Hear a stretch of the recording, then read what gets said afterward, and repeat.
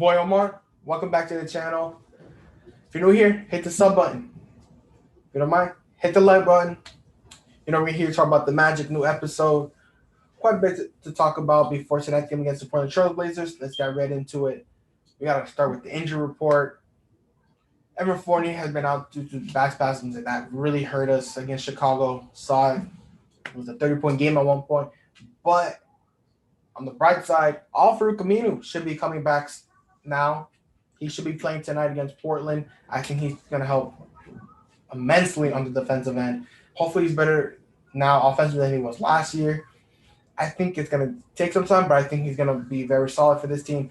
I hope it doesn't take away from Chuma Okeke's minutes. I don't think it will. I think it'll do more with Gary Clark's minutes, who hasn't been playing particularly well consistently. And with the Magic right now still trying to save the year, I think you're going to be looking at Aminu and Okeke at the floor for the majority. Hopefully, sooner rather than later, Okeke gets a start next to James Ennis, and then eventually when Aaron Gordon comes back, play Okeke next to AG.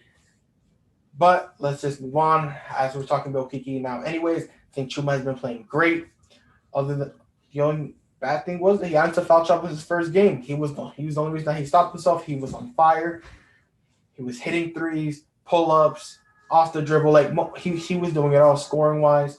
And other than defensively, too, as well, after that first stint, he was always seemed to be in the right place, making plays, deflections, and then even attacking the glass on both ends of the floor, getting put back since his return. I think Chuma has played great. I hope when AG comes back, we're able to see a glimpse of these two playing together at the starting 3 and 4. I think Chuma can play either or, and then you would really be able to see if he is able to play the 3, what he would look like next to Jai next year. But just happy to see Okeke back on the floor, and he's been playing great. Let's talk about Nikola Vucevic. So there was back-to-back with Chicago. We'll talk about the second game with the next play, but let's just keep it on Nikola Vucevic. He played great. He played amazing. Career high 43 points, 19 rebounds. Got a shout out from Shaq. He should be an all-star. No question about it. He's been playing like the third best center in the NBA behind Joel Embiid and Nikola Jokic. I've been outplaying Bam Adebayo if you're looking at statistically, but he's not going to have the name. He plays on a small market. No one cares about Orlando. I don't expect him to be voted in by the fans. I expect the coaches to put him in, but he should be an all-star this year.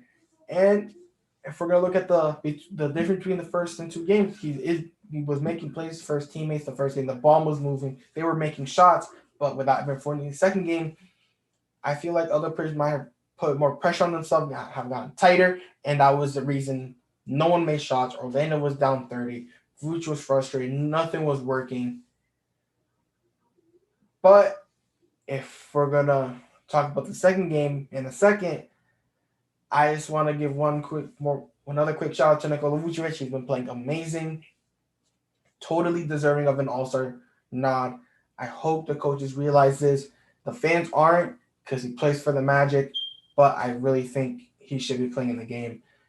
But in the second game, let's talk about Mo Bamba. Mo Bamba, he looked great against Chicago, and it wasn't against third stringers. He was playing against the same unit that had just finished blowing out Orlando.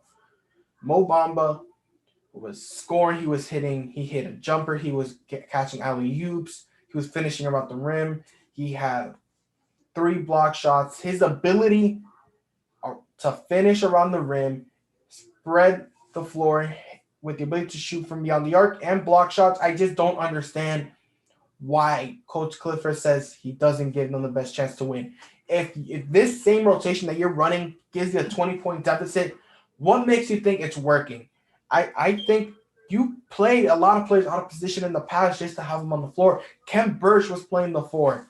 Michael Carter-Williams was playing next to Markelle Fultz at times, even though neither of them could really shoot the basketball last year. Why is Mo Bamba the exception in this situation? Once again, I don't understand it. Mo Bamba should be on the floor. The impact he has on the game is something Ken Burch cannot provide. And don't get me wrong, Ken Burch is having a great year. No matter what, he is always going to be the player to give you the energy that you need, create offensive rebounds and give the team second chances. Yes, he's been playing great, but he doesn't have the other skill sets that Mo Bamba has, and it's clear that he doesn't have it. Mo Bamba is a better shot blocker, he's able to spread the floor. So if you're willing to play Cambridge next to Nikola Vucevic at the four, why not Mo? The one, yes, he's not as nearly as good as a passer as Vooch, but it just doesn't make sense that you can't play him because if we're talking about offensively, Mo Bamba's able to stand at the around the 3 point line because he's able to shoot the ball. He's able to do screen actions. I just don't understand it. And then defensively, play Cam at the four like you do it anyway. So I just don't understand why this would be such an issue to get Mo on the floor. Gary Clark hasn't been playing well anyways, but with Aminu back, he's probably not going to play anymore anyways, because you're going to give the chance to Aminu to come back. Why are you not giving Mo Bamba the same chance? You put Ken Birch to play more minutes at the four. I think there has to be something behind the scenes because it just doesn't make any sense why you're not going to play Mo Bamba.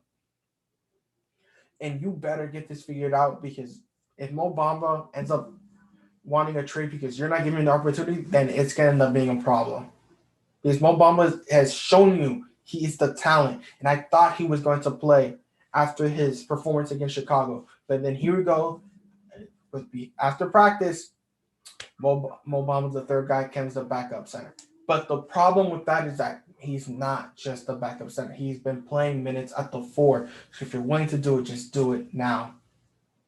But let's just move on to the week ahead. We have 4 games.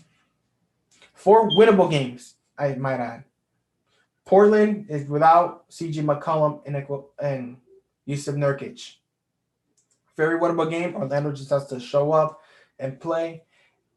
Maybe the switch in times because it's going to be a 10 p.m. tip-off Eastern time. It might be a problem to have that switch, but this is a very winnable game. Same thing with Golden State. Golden State is not the most talented team, especially without James Wiseman. I expect Nikola Vucevic to have another great game there. Another winnable game. Sacramento, again, they just blew you off the court. I hope they come out with a sense of urgency against the Kings. And then, in my opinion, by far the toughest game of this set of 4 games is going to be the Phoenix Suns. Chris Paul, Devin Booker, DeAndre Ayton. As of now, they're healthy, and I expect them to be healthy when Orlando plays them. I don't think they beat Phoenix, in my opinion. I honestly think they go 2-2 with these 4 games. Knowing this team, they probably go 1-3, but I really think this team can go 2-2. I think Sacramento. I think they're going to show up against Sacramento. I think Orlando is just going to have the size difference against Golden State, especially with Vooch, with no Wiseman. Golden State really doesn't have the center healthy right now, and Portland's probably another winnable game. This set of 4 games right here could be a way for them to get back into the race, but we'll see. So yeah, let me know in the comment section what you guys think. Do you guys think Mo Bamba should be playing? What do you think their record's going to be in the next 4 games and anything else? Thank you guys for watching. Like, comment, and subscribe. See you guys next time. Peace.